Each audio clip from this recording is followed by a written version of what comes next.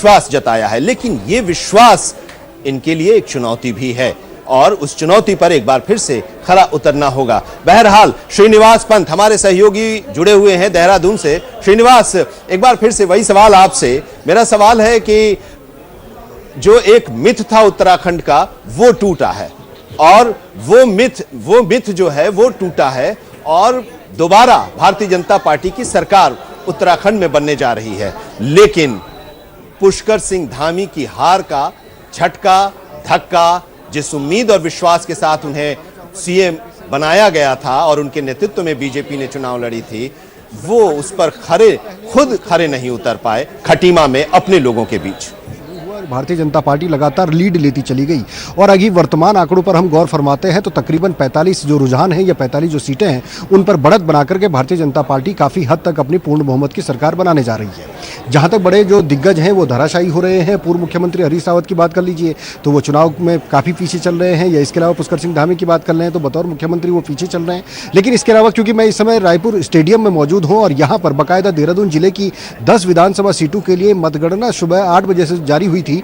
यहाँ पर भारतीय जनता पार्टी के जो तमाम जो विधायक हैं, जो विधायक प्रत्याशी हैं वो यहाँ पर पहुँच रहे हैं। भारतीय जनता पार्टी के संगठन का शुक्रिया अदा कर रहे हैं, अपने बड़े नेताओं का शुक्रिया अदा कर रहे हैं और कहीं ना कहीं मैं ये तस्वीरें आपको दिखाना चाहूँगा कि किस प्रकार का माहौल यहाँ पर है। बीजेपी के नेता यहाँ पहुँच रहे हैं और पहुँचने के साथ ही उनकी लगातार कोशिश है। अभी यहाँ पर डोईवाला से बृजभूषण गैरोला जो कि जीत के करीब हैं, अंतिम दौर का जो काउंटिंग है वो चल रही है, वो यहाँ पहुँचे हैं। उनके साथ पूर्व मुख्यमंत्री त्रिवेंद्र सिंह रावत मौजूद है। इससे पहले यहाँ पर मुन्ना सिंह चौहान विकासनगर से भारतीय जनता पार्टी के प्रत्याशी है वो यहाँ पहुँचे हैं। उससे पहले खजानदास जो राजपुर रोड के प्रत्याशी हैं वो यहाँ पहुँचे हैं और गणेश जोशी जो मसूरी से प्रत्याशी हैं वो यहाँ पहुँचे हैं। तो आप अंदाजा लगा सकते हैं कि भारतीय जनता पार्टी के तमाम प्रत्याशी यानी तमाम नेता जो जीत के करीब पहुँच रहे हैं वो रायपुर स्टेडियम में पहुँच रहे हैं, क्योंकि ये जब काउंटिंग की प्रक्रिया समाप्त हो जाती है तो जिला निर्वाचन अधिकारी या रिटर्निंग ऑफिसर के जरिए एक प्रमाण पत्र जारी किया जाता है। उसी प्रमाण पत्र को कलेक्ट करने के लिए रायपुर स्पोर्ट्स जो कॉलेज है, जो स्टेडियम है, जहाँ पर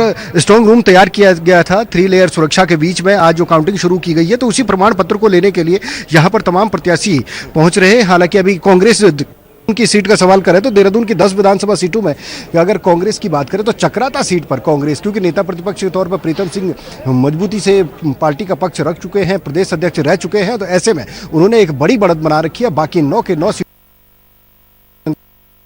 प्रत्याशी जीत के काफी करीब है। लखनऊ हम जाएं, लेकिन एक छोटा सा सवाल आपसे जरूर कि उत्तराखंड में कांग्रेस जीत के प्रति आश्वस्त अभी इस काउंटिंग के शुरू होने तक दिखाई दे रही थी और अपने जो उम्मीदवार हैं उन लोगों को जयपुर होटल में ले जाने के लिए भी था कि अगर इस तरह की स्थिति आएगी तो खरीद फरोख्त न हो। तो अब क्या उसको कैंसिल कर दिया है? वो प्रोग्राम जो होटल बुक कराया था उसको कैंसिल करा दिया है कांग्रेस ने?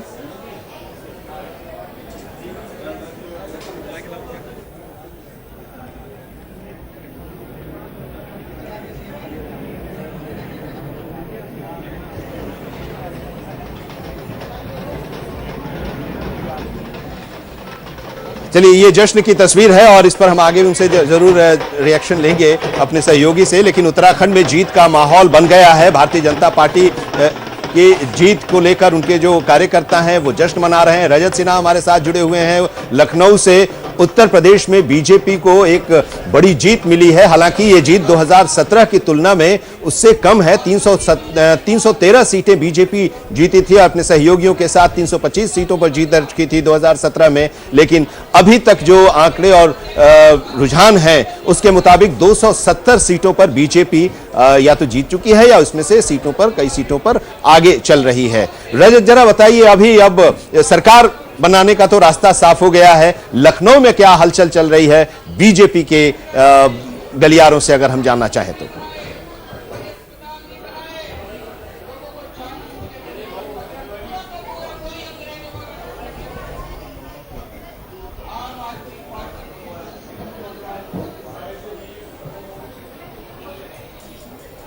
चलिए जरा अब लखनऊ की बात हो रही है, रजत सिन्हा के पास हम जाएं, लेकिन उससे पहले आलोक जी, जरा क्या हुआ ऐसा कुछ?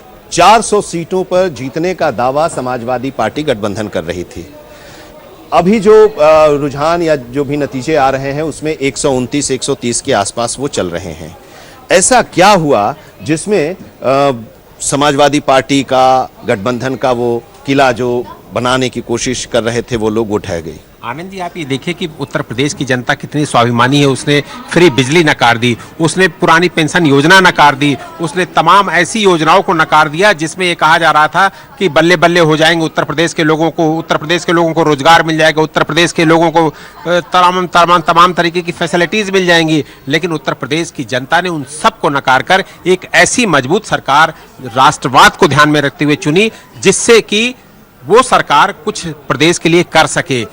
भ्रष्टाचार मुक्त सरकार चुनी, तमाम सारी चीजें। आप सिर्फ राशन प्रशासन और सुरक्षा व्यवस्था पे न जाइए, आप पिछले 5 सालों के तमाम वो इतिहास उठाकर देखिए कि जगह जगह ये मौजूद कराया, ये महसूस कराया उत्तर प्रदेश की सरकार ने कि उत्तर प्रदेश की सरकार आपके साथ खड़ी हुई है, यानी कि उत्तर प्रदेश की जनता के साथ खड़ी हुई है। शायद यही वजह है कि आज उनको इतनी बड़ी विक्ट्री के रूप में ये जीत मिल रही है। उत्तर प्रदेश की जनता ने भारतीय जनता पार्टी को अपने सर आंखों पर बैठाया है। यही वजह है कि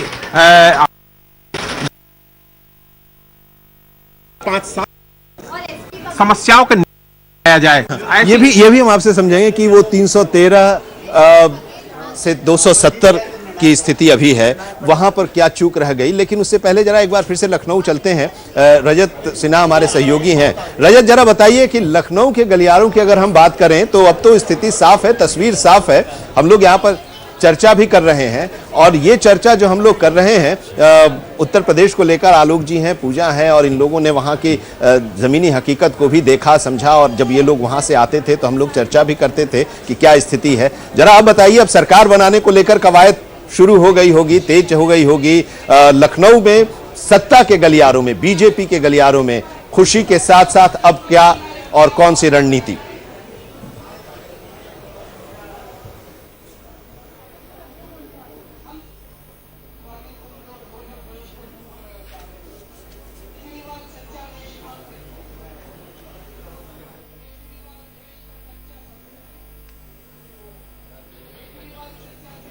चलिए यही सवाल हम पूजा से, जरा बताइए पूजा, आप पूरे उस इलेक्शन के दौर को जरा समराइज कीजिए। बिल्कुल, देखिए बिल्कुल यहाँ पे मैं बताना चाहूंगी कि 403 विधानसभा सीटों पे 3 महीने पहले जब हमने सफर की शुरुआत की थी सर, हम ग्राउंड रिपोर्टिंग के लिए उतरे थे। हमने शुरुआत की थी, अगर मैं बताती हूँ तो मैंने रामपुर, बरेली, बिजनौर, शाहजहांपुर और ये तमाम सीटों पे हमने मेगा शो किया था। और अगर मैं रामपुर की बात कर लेती हूँ तो मैंने रामपुर की जनता से जब बातचीत की थी, जब मैं उनसे रूबरू हुई थी, तो जैसे हम पूरे प्रदेश में मोदी मैजिक देख रहे हैं, जैसे योगी मैजिक देख रहे हैं, रामपुर में जाकर ऐसा मुझे प्रतीत हुआ था कि वो आजम खान के एक बहुत बड़े फैन है। कहीं ना कहीं देखिए, आजम खान और उनके बेटे स्वार सीट से अब्दुल्ला आजम खान आगे जीत भी रहे हैं।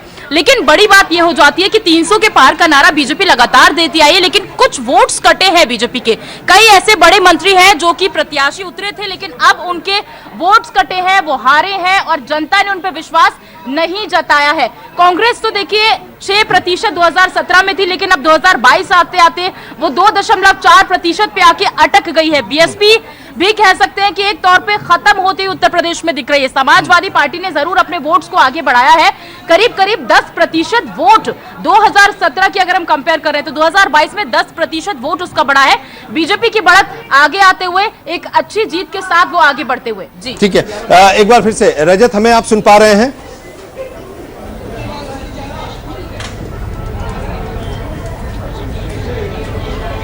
देखिए, मैं आपको बता दूं कि एक तरीके से जिस तरीके से रुझान आने शुरू है, अब तो परिणाम भी आने लगे हैं। उत्तर प्रदेश में एक बार फिर जो है बीजेपी की सरकार बनने जा रही है और 2 मिथक टूटे हैं। सबसे बड़ी बात ये कि 35 साल बाद ऐसा हो रहा है कि किसी की सरकार रिपीट हो रही है, यानी भारतीय जनता पार्टी की सरकार फिर रिपीट होने जा रही है। भारतीय जनता पार्टी स्पष्ट बहुमत की ओर अग्रसर है।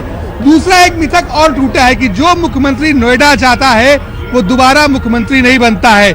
इस मिथक को भी योगी आदित्यनाथ ने तोड़ा है और यह मिथक भी 35 साल बाद उत्तर प्रदेश में टूटा है कि दोबारा किसी की उत्तर प्रदेश में सरकार नहीं बनती। चाहे आप 89 से अगर इस आंकड़े को देखें तो 2012 का ले लीजिए, 2017 का ले लीजिए और 2007 का ले लीजिए, कहीं ना कहीं जिस तरीके से डबल इंजन सरकार की बात थी, जो कानून व्यवस्था की बात थी, अब साफ नजर आने लगा है कि उत्तर प्रदेश की जनता ने डबल इंजन की सरकार के नाम पर जो कानूनी व्यवस्था थी और जो विकास की बातें हुई थी और जो विकास उत्तर प्रदेश में हुआ था उसको लेकर के वोट दिया है। अगर मैं खास तौर पर बात करूं राजधानी लखनऊ की, तो यहाँ पर भी कुछ उलटफेर देखने को मिल रहा है, लेकिन जो कानून मंत्री ब्रजेश पाठक के जो कैंट विधानसभा क्षेत्र से चुनाव लड़ रहे थे वो जीत हासिल कर चुके हैं। इसके साथ ही साथ ईडी से वीआरएस लेकर आए राजेश्वर सिंह भी जीत की ओर अग्रसर है। उनके जो वोटों का मार्जिन है वो काफी ज्यादा हो चुका है। उनसे पीछे अभिषेक मिश्रा चल रहे हैं जो समाजवादी पार्टी के प्रत्याशी है और पूर्व में कैबिनेट मंत्री भी रह चुके हैं उत्तर प्रदेश सरकार में। कहीं ना कहीं जो उत्तर की सीट है, नीरज वोरा जो वहां से भाजपा के विधायक थे वो थोड़ा पिछड़ते नजर आ रहे हैं। लेकिन जिस तरीके से रिजल्ट आ रहे हैं, चाहे जो भारतीय जनता पार्टी छोड़कर बड़े नेता गए थे, जो भाजपा को मिट्टी में मिलाने का दावा कर रहे थे, वो नेता भी चुनाव हारते दिख रहे हैं। कहीं ना कहीं अब मैं अपने कैमरामैन सहयोगी से कहूंगा कि वो दिखाए भाजपा कार्यालय का नजारा कि होली में अभी एक हफ्ते का वक्त है, लेकिन भाजपा कार्यालय में होली का जश्न अभी से शुरू हो गया है। भारी संख्या पर यहाँ पर कार्यकर्ताओं का हुजूम इकट्ठा है और इस बात का जश्न हो रहा है कि एक बार फिर उत्तर प्रदेश में भाजपा की सरकार आने जा रही है। जिस तरीके से आंकड़े आ रहे हैं और जो रुझान बता रहे हैं, 260 सीटों पर भारतीय जनता पार्टी आगे चल रही है। तमाम प्रत्याशी उसके राजधानी लखनऊ समेत अन्य जनपदों में जीत की ओर अग्रसर है और तमाम तो जीत हासिल भी कर चुके हैं। जी बिल्कुल। तो ये लखनऊ से, और लखनऊ में क्या हलचल है रजत जी हमारे सहयोगी वहां से बता रहे थे, लेकिन अब वहां पर जश्न का माहौल है लखनऊ में। भारतीय जनता पार्टी के कार्यालय, भारतीय जनता पार्टी के समर्थक, भारतीय जनता पार्टी के कार्यकर्ताओं के बीच, क्योंकि एक बड़ी जीत, जिस तरह से ये कहा जा रहा था कि चुनाव फंस गया है, लेकिन जो नतीजे आ रहे हैं ऐसा लग रहा है कि चुनाव नहीं फंसा था। जो विश्लेषक थे वही फंस गए थे, या दल के जो लोग थे वो लोग फंस गए थे, उन्हें सब कुछ क्लियर नहीं आ रहा था। लेकिन धनोज जी, पश्चिमी उत्तर प्रदेश को लेकर जब बातें कही जा रही थी कि पश्चिमी उत्तर प्रदेश में नाराजगी है, किसान आंदोलन को लेकर नाराजगी है, वहां पर इतनी बड़ी जीत हुई थी 2017 में, और इस बार तो बीजेपी वहां पर खड़ी होने की स्थिति में नहीं है। लेकिन पश्चिमी उत्तर प्रदेश से भी जो नतीजे या रुझान आए हैं वो भी भारतीय जनता पार्टी के फेवर में और बाकी जो पार्टियां हैं उनसे कहीं ज्यादा आगे हैं। देखिए, जो ये जाटलैंड की अगर बात करते हैं पश्चिमी उत्तर प्रदेश का, तो जो किसान को जो नाराजगी थी, जब देश के प्रधानमंत्री जब आए सामने और उन्होंने बिल को वापस लिया और कहा भी कि जो भी कमियां रही या जो भी मतलब कुछ हुआ उसके लिए मैं माफी मांगता हूं, तो बात तो वही खत्म हो गई थी। लेकिन आपको देखना पड़ेगा उत्तर प्रदेश में, खासतौर पर जो पश्चिमी उत्तर प्रदेश में गन्ना के किसान ज्यादा है यहाँ पर, तो इसलिए वहाँ जो धरना प्रदर्शन था वो एमएसपी पे था। तो एमएसपी को लेके और जिस तरह से यहाँ योगी जी की बात करें, योगी जी की शासन जो है, केंद्र की शासन अलग है, योगी जी की शासन अलग है, क्योंकि योगी जी कुछ ऐसे प्रयोग किए जिस प्रयोग की चर्चा काफी हुई। जैसे मान लीजिए एंटी रोमियो स्कॉट वो लाया, लोगों ने देखे, लाने का तरीका कुछ भी हो, लेकिन ये भी जरूरी है आनंद जी की कोई पोर्टफोलियो अगर ला रहा है और उस पोर्टफोलियो को लागू कर रहा है तो उसका जो दिशा निर्देशक क्या है, उसका मकसद यही था कि खास उत्तर प्रदेश में जो किसान के यहाँ कटरा रात को गायब हो जाती थी, यानी बछड़ा जो बोलते हैं, भैंस का बच्चा, वो भी गायब हो जाता था और सीने में पकड़ के 150 का नोट लेके जाते थे दिन में भी। तो इन सब चीजों से, तो मैं सिसोली की बात कर लूँ जहाँ से टिकैत जी आते हैं, टिकैत साहब के गाँव में भी कहा था कि आंदोलन अलग बात है, लेकिन वोट देना और सरकार चुनना हमारी प्राथमिकता है और हमें सुरक्षा जो दिया है, क्योंकि हम भी रात को ट्यूबवेल चलाने नहीं जा पाते थे, बिजली मिली और एक स्वतंत्र होकर जाते, ट्यूबवेल चलाते, सिंचाई करते हैं और कहीं कोई खतरा नहीं है। तो ये जो कहीं खतरा नहीं, 440 वोल्ट कहीं नहीं लगा, उस 440 वोल्ट के बदले में ये जो है जाट लैंड और यादव लैंड दोनों लुढ़क गए। और ये जयंत जी भी फैसला लेने में, क्योंकि उनके जो सलाहकार थे उनको लगा कि भैया किसान उनके साथ है, लेकिन वो जिस तरह से बीजेपी के साथ लोकसभा पहुंचे थे, अगर वो थोड़ा सा इस चीज को भांप जाते कि नहीं भाई आने वाला समय जो है योगी ने कुछ काम किया है, काम देखिए, मैं एक उदाहरण देता हूं योगी जी का। जब वो कोरोना से पीड़ित हुए और कोरोना से जब उनका नेगेटिव रिजल्ट आया और उसी दिन से वो लग गए, जहां जहां कोरोना से लोग पीड़ित थे और जहां अव्यवस्था थी उनको स्वयं जाके उन्होंने निगरानी किया और वहां की व्यवस्था को दुरुस्त किया।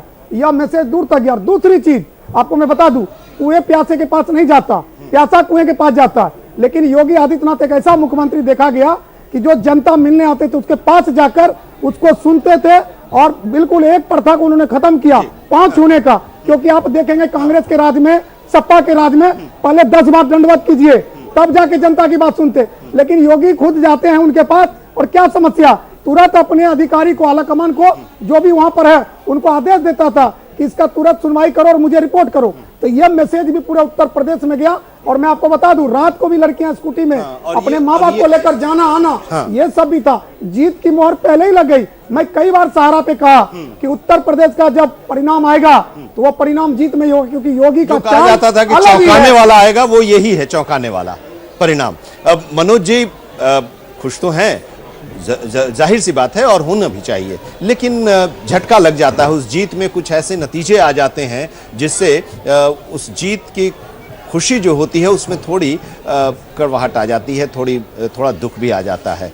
उत्तराखंड में आप दोबारा सत्ता में आ रहे हैं, लेकिन मुख्यमंत्री चुनाव हार गए। कोई बात नहीं, इससे फर्क नहीं पड़ता। आप देखिए आनंद जी, आप ऐसे मान सकते हैं कि जो मुख्यमंत्री जी का अपना खुद का इलाका था, वहां लोगों में असंतुष्टि हो सकती है, व्यक्तिगत असंतुष्टि हो सकती है, पर लेकिन एज ए मुख्यमंत्री हम बात करें तो वो कोई असंतुष्टि नहीं थी उसमें। और ऐसा नहीं है कि चुनाव हार गए तो मुख्यमंत्री नहीं बन सकते, उसका भी कोई ना कोई रास्ता वो तो है। वो ममता बनर्जी भी बन गई थी। हाँ, तो दोबारा चुनाव लड़ा के मुख्यमंत्री बनाया जा सकता है। मेरा मानना यह था कि हम आप ही के चैनल पर बैठ के डिसाइड कर रहे थे कि ये देखिए कि अब जैसे दिल्ली में एक बार शुरू में जब केजरीवाल जी आए थे तो लोग विधायक को नहीं जानते थे कि किसको वोट डाल रहे हैं। जब आप पोलिंग बूथ पे जाते थे वोट डालने, पूछते थे किसको वोट डाल रहे हैं, कि हमें नहीं पता, हम तो केजरीवाल को वोट डाल रहे हैं। वही स्थिति उत्तर प्रदेश की भी हुई। अब की बार लोग व्यक्तिगत टिकट मतलब नहीं था कि किसको वोट डालने जा रहे हैं, वो व्यक्तिगत ये चाहते थे कि उत्तर प्रदेश का मुख्यमंत्री योगी बने और बाबा का बुलडोजर फिर दोबारा चले और अपराध पर नियंत्रण हो। और जो चीजें आप रही कोरोना काल की बात, आप देखिए कि उत्तर प्रदेश में बाबा जी ने कोई जगह नहीं छोड़ी जहां वो ना गए हों। हर जिले का व्यक्तिगत जाके दौरा किया और हर चीज को खुद को देखा। और रही उत्तर प्रदेश के नोएडा में आने वाली बात कि जो मुख्यमंत्री नोएडा आता है वो दोबारा नहीं बनता या हट जाता है, तो वो मिथ भी खत्म कर दिए गए कि दोबारा मुख्यमंत्री भी बनेंगे और दोबारा सरकार भी रिपीट होगी और पूर्ण बहुमत से रिपीट होगी। अब लोग नोएडा आएंगे? बिल्कुल आएंगे, बिल्कुल आएंगे। जी देखिए, नोएडा तो खुशहाल हो गया। हम और आप आते हैं, पहले जब नोएडा में आते थे सपा की सरकार में तो सबको पता क्या होता था। अभी तो हर कोई, यहाँ तक कि आपके यहाँ जो फीमेल वर्कर है, जो एंकर है, वो भी कहते हैं अपने घर वालों को कि कोई बात नहीं, मैं तो 2 बजे रात को भी आ जाऊंगा, चाहे नाइट शिफ्ट हो, कुछ भी हो। पहले का क्या था, उसके शासन में नाइट शिफ्ट भी लेने से डरते थे क्योंकि दिन में भी ट्रबल था। जब आप फीमेल की बात करते हैं, महिलाओं की बात करते हैं, तो इस चुनाव में एक चीज देखा गया कि पुरुषों की अपेक्षा महिलाओं का वोट प्रतिशत करीब करीब 11 से 12% ज्यादा रहा है। तो ऐसे में ये भी एक बड़ा था कि जब ये सामने आया आंकड़ा तो बीजेपी के लोग काफी खुश हुए और लग रहा था कि अब उनकी सरकार, क्योंकि महिलाओं पर उनको भरोसा था। बीच चुनाव में ये भी कहा गया था आरएसएस की तरफ से कि भाई महिलाओं को निकालो, भारतीय जनता पार्टी की तरफ से भी कहा गया था कि महिलाओं को निकालो, महिलाएं वोट बूथ तक जाएंगी, वोट देंगी तो वो बीजेपी को देंगी। एक बड़ा फैक्टर रहा इस जीत के पीछे महिलाओं का साइलेंट वोटर के तौर पर। देखिए आनंद जी, मैं आपको एक शेर जो है मैं पढ़ता हूं, फिर आपके सवाल का जवाब दूंगा। जिनको फिक्र था मेरे आंख भीगने की सबब का, योगी जी की बात कर रहा हूं। सारा विपक्ष कहते थे योगी जी ने ये कर दिया, योगी जी ने वो कर दिया। और आप महिला, क्योंकि मैं शुरू से बोलता रहा हूं कि महिलाओं का सारा सम्मान उनके प्रति था, तो वहीं से मैंने उठाया। जिनको फिक्र था मेरे आंख के भीगने की सबब का, लाखों आंचल आ गए आंसू पोंछने के लिए। तो ये जो उत्तर प्रदेश के लाखों आंचल, मैं आंचल की बात करता हूं, माँ बहनों की बात करता हूं, और चाहे बूढ़ी महिला हो, चाहे जवान लड़की हो, चाहे मान लीजिए छोटी सी लड़की हो, किसी से भी पूछा जाए तो वो यही कहते थे योगी बाबा, क्योंकि सुरक्षा का प्रतीक योगी आदित्यनाथ। और आज वही प्रतीक जो खासकर जो 12% आप कह रहे हैं, ये 12, 14, 15 का जो रेशियो है, ये महिलाओं का वो अपार हृदय, क्योंकि महिला नाच नाच कर गा भी रही थी कि योगी जियो अमर रहो, मोदी जियो अमर रहो। तो विपक्ष के लोग यही कहते थे कि देखो ये क्या हो रहा, लेकिन वो ये इस बात को समझ नहीं पाए कि वो महिला कितना खुश है, क्योंकि वो कोई घास अपने सर पर लेके जा रही है गाय भैंस के लिए तो स्वतंत्र होकर जा रही है। अगर कोई मान लीजिए गोबर थोपने जा रही तो स्वतंत्र होकर जा रही है, कोई उसको चू चा नहीं बोल सकता। दूसरी बात, जो मान सम्मान की बात महिलाओं की योगी जी ने एक वचन दिया था, उस वचन को निभाए। मैं आपके चैनल पर बोला था कि कृष्ण बनकर पूरे उत्तर प्रदेश की द्रौपदी का भाई का रोल निभाया उन्होंने, और योगी आदित्यनाथ ने करके देखा। इसी का नतीजा है कि ये जो उत्तर प्रदेश की महिला है, हमारी माँ बहन है, 12%, 14% मर्दों से ज्यादा वोट आया, फीमेल का वोट ज्यादा है। और मैं कह सकता हूं कि योगी आदित्यनाथ को सबसे ज्यादा आशीर्वाद किसी का मिला तो वो उत्तर प्रदेश के महिला वर्ग से ही मिला। सरकार बनने की खुशी होती है मनोज जी, लेकिन सरकार बनने के साथ चुनौतियां भी बढ़ जाती हैं। सबसे बड़ा मुद्दा इस चुनाव में विपक्ष की तरफ से महंगाई और बेरोजगारी का रहा, और यह सच है, बेरोजगारी भी है, महंगाई भी है, लेकिन इस पर काबू करना, रोजगार देना, रोजगार का सृजन करना और महंगाई पर अंकुश लगाना, यह अब सबसे बड़ी चुनौती होगी बुलडोजर के साथ साथ। आनंद जी, मैं पहले बता दूं आपको कि स्थिति क्या है कि जो छवि उत्तर प्रदेश की पहले बनी हुई थी, हम उस छवि से बाहर निकलने में हमारे 5 साल लग गए। आप ये देखिए कि आप जिस शहर में रहते हैं, गाजियाबाद में अगर हम लोग रहते हैं, तो वहां पर क्या था, लोग 5 बजे के बाद निकलते नहीं थे, या कोई ऐसी चीजें थी, या बड़े उद्योगपति उत्तर प्रदेश में उद्योग लगाने को तैयार नहीं थे। क्यों नहीं थे? क्योंकि उनको पता था कि पता नहीं क्या हो जाएगा। तो हमने पिछले 5 साल उस छवि से बाहर निकलने का काम किया है। आज लोगों में, आज व्यापारियों में और सब में एक विश्वास जगा है कि अगर उत्तर प्रदेश में उद्योग लगाएंगे तो कोई परेशानी नहीं होगी। आप देखिए, इतनी बड़ी फिल्म सिटी यमुना प्राधिकरण में बनने जा रही है, वो भी एक इतिहास है। और रही बात रोजगार की, हमारा ये प्लान है पूरा कि हम जिस जिले में जिस चीज का, जैसे अलीगढ़ में ताले की बात करें, मुरादाबाद में ब्रास के आइटम की बात करें, खुर्जा में पॉटरी की बात करें, तो जहां पर जो चीज है उसको वहां पे और उसको रोजगार दिया जाए, और वहां के नौजवान को वहीं पर रोजगार दे, ताकि वो घर से बाहर ना जाए और अपने घर में ही काम करे। तो जो चुनौतियां हैं, जो हमने जनता से वादे किए हैं, वो पहले भी पूरे किए थे और फिर दोबारा हम उनको पूरा करेंगे। और आने वाले अब 2027 की बात करेंगे। 2027 में की बात होगी, और उसके पहले जो चुनौतियां हैं, उन चुनौतियों पर खरा उतरना होगा। हम बार बार ये कह रहे हैं, महंगाई और बेरोजगारी ये बड़ा मुद्दा था, और अभी हमारे साथ आलोक जी भी, हम लोग चर्चा भी कर रहे थे आलोक जी से, वहां जहां सवाल हमने छोड़ा था, उसके बाद हम फिर भोगेन जी के पास जाएं। सवाल यही कि अभी 276, 77, 60, 65 इस तरह की स्थिति है बीजेपी की। 300 पार का नारा दिया था बीजेपी ने। 313 2017 में बीजेपी जीती थी, 325 उसका गठबंधन के साथ था। वो वहां तक जाने के पीछे अभी क्या लग रहा है, क्यों, कहां चूक हो गई? देखिए, चूक नहीं हुई है। एंटी इनकम्पेंसी का कहीं ना कहीं थोड़ा सा असर तो देखने को मिलता ही है, और जो विधायक या मंत्री जिन्होंने काम नहीं किया अपने क्षेत्रों में, उनको जनता ने उस वजह से नकारा।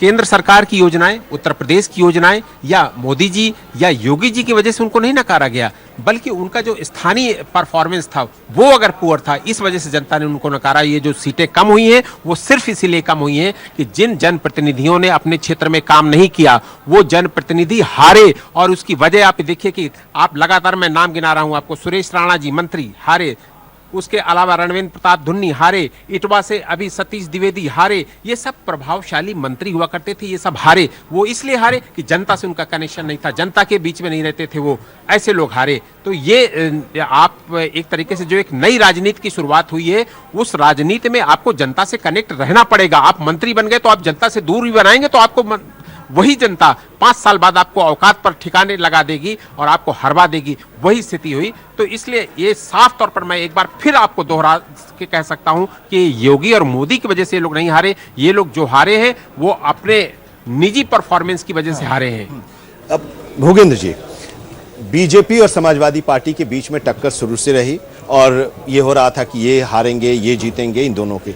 लेकिन मुझे लगता है कि 2 और बड़ी पार्टियां थीं, वो पूरे उत्तर प्रदेश में 403 सीटों पर लड़ी, कांग्रेस भी और बहुजन समाज पार्टी भी। इन दोनों का रोल बहुत बड़ा था समाजवादी पार्टी को बढ़ाने या समाजवादी पार्टी को घटाने में। बीएसपी जानती थी कि अगर समाजवादी पार्टी सत्ता में आ जाएगी तो उसके लिए बहुत मुश्किल हो जाएगा, तो इसलिए वो बीएसपी समाजवादी पार्टी के खिलाफ लड़ रही थी। कांग्रेस लड़की हूं, लड़ सकती हूं का नारा दिया, 40% महिलाओं को टिकट भी दिया, लेकिन एक तरह से सेफ पैसेज समाजवादी पार्टी के लिए वो दे रही थी, उसी तरह से जैसे बंगाल में टीएमसी के लिए दिया था। और इन दोनों लोगों का बहुत बड़ा योगदान रहा एक बार फिर से समाजवादी पार्टी को सत्ता से बाहर रखने में और भारतीय जनता पार्टी को सत्ता में लाने में। क्या आपको लगता है? ऐसा नहीं है। देखिए, बीजेपी का अपना वोट बैंक है। दरअसल भय, भूख, भ्रष्टाचार, इन तीनों पे अंकुश लगाने का काम जो बीजेपी ने किया। अब देखिए, लोगों के घरों तक अनाज पहुंचाना, भूख मिटाने का काम किया कोरोना के काल में। भय मुक्त प्रशासन की बात की तो भय और भूख, भ्रष्टाचार पे भी अभी अंकुश पूरी तरह लगा नहीं है, लेकिन इस पे कोशिश जरूर शुरू हो गई है। और साथ ही साथ भविष्य, लोगों का भविष्य कैसा, बच्चों का भविष्य कैसा होगा, अगला 5 साल कैसा होगा, उसके बाद का 5 साल कैसा होगा, ये सब सोचकर लोगों ने वोट दिया। देखिए, जब स्वामी प्रसाद मौर्य और कुछ और राजभर वगैरह जब वो बीजेपी छोड़ रहे थे, उन्होंने बीजेपी से अलग कर लिया खुद को, तो बीजेपी दबाव में आ गई। इसलिए जिन विधायकों ने अपने अच्छे काम नहीं किए उनको भी टिकट देना पड़ा, नहीं तो कुछ और लोगों को हटाना था जिनको टिकट बीजेपी नहीं देती। वो रुक गई बीजेपी दबाव में, नहीं तो 300 का आंकड़ा पार बीजेपी कर जाती। और ये दोनों, कांग्रेस का तो वोट बैंक अपना है नहीं, वो तो लड़ाई में थी ही नहीं। बसपा ने तो कहें कि जैसे भी हो एक संकेत तो दे ही दिया था कि सपा को नहीं जीतने देना है, बीजेपी जीत जाए कोई बात नहीं, है ना। तो इसलिए 300 का आंकड़ा बीजेपी का नहीं पहुंचना, ये था कुछ विधायकों को जो परफॉर्मेंस नहीं कर, जिन्होंने अच्छा दिया, जिन्होंने अच्छे काम नहीं किए, उनको भी टिकट देना। इसीलिए कुछ मंत्री भी हारे हैं और हारने की कगार पर हैं। तो ये अपना आकलन है, लेकिन कुल मिलाकर अब नतीजे जो हैं वो सामने आ रहे हैं और उन नतीजों में भारतीय जनता पार्टी एक बार फिर से बड़ी पार्टी के तौर पर आई है और सरकार बनाने जा रही है। लेकिन अगर हम पूरे पांचों राज्यों के चुनाव के नतीजों की अगर हम बात करें तो धनोज जी, एक रिएक्शन आपसे कि कांग्रेस अब सिमटती जा रही है, क्या आने वाले दिन में कांग्रेस का स्थान आम आदमी पार्टी लेती हुई दिखाई दे रही है? बिल्कुल आनंद जी, जैसे दिल्ली में शीला सरकार थी और उनके ऊपर भ्रष्टाचार का आरोप लगा, केजरीवाल ने फिर वहां पर स्थान ग्रहण किया। अब आप मान लीजिए पंजाब में हो गया, जिस तरह से वो भ्रष्टाचार को उठाया, क्योंकि वो हमेशा कहता मैं देश का पूत हूँ, देश का सच्चा सपूत हूँ और मेरे ऊपर एक भ्रष्टाचार का दाग नहीं है।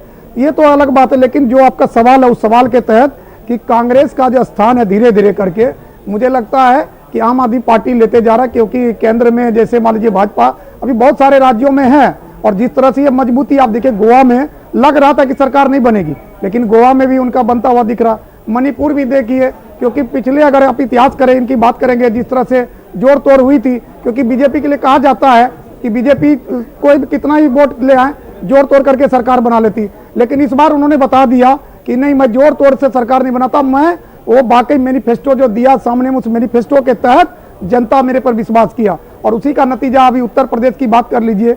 जैसे देखिए सीटें घट बढ़ रही है ऊपर, क्योंकि 5-6 बजे तक ये चलेगा अभी, क्योंकि लास्ट के 2-4 चरण रह गए हैं, तो उसमें थोड़ी सी दिक्कतें आती रहती है, लेकिन सरकार बनाने की जो बात है वो बात हुई। लेकिन आपका सवाल दुरुस्त है कि आम आदमी पार्टी धीरे धीरे विस्तार कर रही है, वो आगे बढ़ रही है, क्योंकि जैसे गोवा में भी उनका 2 सीट लेता हुआ दिखाई दे रहा, लेकिन उत्तर प्रदेश में जिस तरह से उन्होंने एक विस्फोटक आवाज किया था, उत्तराखंड में भी आवाज किया था कि हम जो है वहां सरकार बनाने जा रहे हैं, उन्होंने लाया था एक फौजी को कि वो मुख्यमंत्री बनेंगे, सरकार बनेंगे, तो वहां उनको निराशा हाथ लगी। लेकिन ये जरूर है कि वोट प्रतिशत उसका बढ़ता हुआ दिख रहा है, संगठन उसका मजबूत होता हुआ दिख रहा है और कहीं ना कहीं कांग्रेस की जो दुर्गति है उस दुर्गति से फायदा आम आदमी पार्टी को मिल रहा। और कांग्रेस की दुर्गति इसलिए आनंद जी, क्योंकि कांग्रेस के आला कमान ये जो 3 है, माँ बेटा बेटी, ये फैसला ही नहीं ले पाते हैं। अगर ये फैसला ले लेते, एक में जो कहते हैं you have to take active decision, अगर वो ले लेते पंजाब में, सिद्धू को वो फेविकॉल चिपका देते या सिद्धू को हटा देते, तो आज पंजाब में कांग्रेस की इतनी दुर्गति नहीं होती। देखिए भाजपा को खोने के लिए कुछ भी नहीं था वहां पंजाब में, लेकिन जो दुर्दशा आज कांग्रेस की आनंद जी, उसमें कहीं ना कहीं प्रियंका गांधी का सबसे बड़ा हाथ है, क्योंकि प्रियंका गांधी के सामने ही जिस तरह से आप ही के चैनल में कहा था ना पूर्वांचलों को, क्योंकि पंजाब को बनाने का काम और उसी को भंजा लिया ये केजरीवाल ने, उन्होंने सम्मान की बात की और नतीजा क्या हुआ, जो वोट कांग्रेस की थी वो वोट इनकी हो गई और 91 सीट जो दिख रहा है इनका, यह एक बहुत बड़ी तमाचा है कांग्रेस के मुंह पर आम आदमी पार्टी की तरफ से। और कांग्रेस पार्टी की जगह आम आदमी पार्टी ले रही है और आने वाले समय मुझे लगता है जिस तरह से चर्चा डायनासोर का हो रहा है, उसी तरह से चर्चा एक दिन कांग्रेस की भी होगी। बिल्कुल, और ये इसलिए भी भारतीय जनता पार्टी के लिए क्या मनोज जी ये चिंता की बात नहीं है? आप कांग्रेस मुक्त भारत की तो बात करते हैं और कांग्रेस से सफाया भी करते जा रहे हैं, लेकिन एक तो ये सवाल उठ ही रहा है ना कि दिल्ली में आप आम आदमी पार्टी से नहीं लड़ पा रहे हैं, आम आदमी पार्टी से शिरोमणि अकाली दल और कांग्रेस पंजाब में नहीं लड़ पाई और धीरे धीरे वो आपके लिए अब चुनौती बनती जाएगी। एक ऑप्शन लोगों के पास मिलेगा आम आदमी पार्टी का भी विकल्प के तौर पर। आनंद जी, चुनौती वाली बात नहीं है। आम आदमी पार्टी, आप देखिए 5 राज्यों में चुनाव हुआ, 4 में जमानत जब्त हो गई, एक राज्य में अगर आप लौट आए जहां पहले से आप काम कर रहे थे तो कोई बहुत बड़ी बात नहीं है, वहां जनता के पास विकल्प नहीं था। विकल्प ये नहीं था। आप देखिए बादल परिवार जो पिछले 60 साल से वहां राज करता आ रहा है, आज वो सारे के सारे लोग चुनाव हार गए। तो कहीं ना कहीं इस चीज को बड़ा गंभीरता से सोचने का विषय है ये। और बीजेपी को भी इस चीज को गंभीरता से नहीं हम सोचनी लोग चाहिए बिल्कुल बीजेपी को लेनी चाहिए। हम लोग बिल्कुल विपक्ष को मजबूत आम करना आदमी चाहिए। की तरह हाँ। आम आदमी की तरह आनंद जी, ठीक है। भाजपा देखिए कुछ नहीं, जितना मोदी जी ने मेहनत किया पंजाब में, हाँ। अगर वहां पर उन बीच के लोगों को टिकट देते हाँ। और अकेले लड़ते भाजपा, हाँ। तो आज पंजाब में भी तस्वीर कुछ और होती। हाँ। लेकिन भाजपा समझ नहीं ठीक पाई। है, वो आने वाले टाइम में कोशिश कर अब तो सकती है। नतीजे आ गए। 2017 के बाद 2022 का चुनाव हुआ। क्या समीक्षा करेंगे बैठ के? ठीक है, उस समीक्षा 2022 में जो का निर्णय नतीजा आ गया और समीक्षा आगे तब होगा। समीक्षा ये भी होगा कि हम 300 क्यों नहीं पार कर पा रहे हैं। समीक्षा ये भी होगा कि पंजाब में जो एक्सपेरिमेंट हमने किया वो क्यों नहीं सफल हो पाया। कैप्टन साहब खुद चुनाव हार गए, सिद्धू साहब भी चुनाव हार गए, कांग्रेस के बड़े नेता चीफ मिनिस्टर तक हार गए। तो ये सब कुछ है और सभी पार्टियां अभी इसकी समीक्षा करेंगी और लगातार हम भी आपको हर जानकारी आप तक पहुंचा रहे हैं, सुबह से पहुंचा रहे हैं, आगे भी पहुंचाते रहेंगे। एक छोटा सा ब्रेक और इस ब्रेक के बाद हमारी सहयोगी पूजा इस सिलसिला को आगे बढ़ाएंगे।